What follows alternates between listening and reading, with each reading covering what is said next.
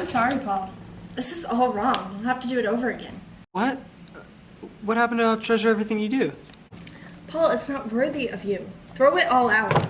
Except for that part about naming the gravedigger after me. You can keep that in.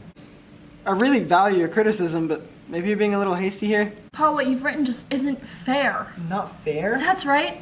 When I was growing up in Bakersfield, my favorite thing in all the world was to go to the movies on Saturday afternoons and watch the chapter plays.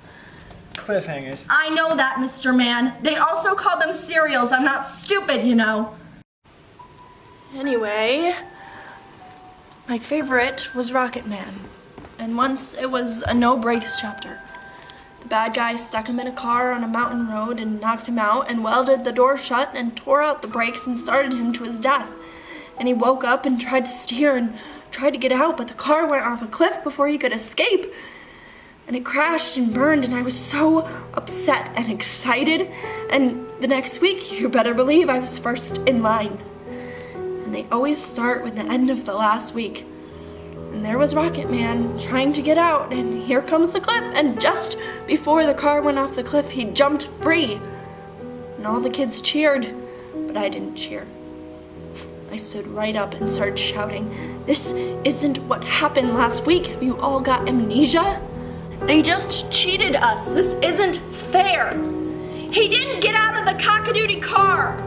They always cheated like that in the chapter plays. But not you. Not with my misery.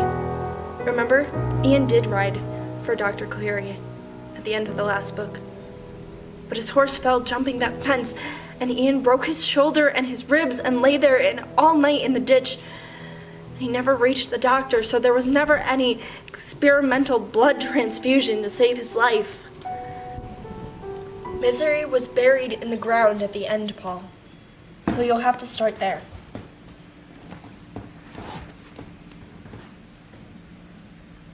Look at this. I've got a little Lizzie Borden for an editor here.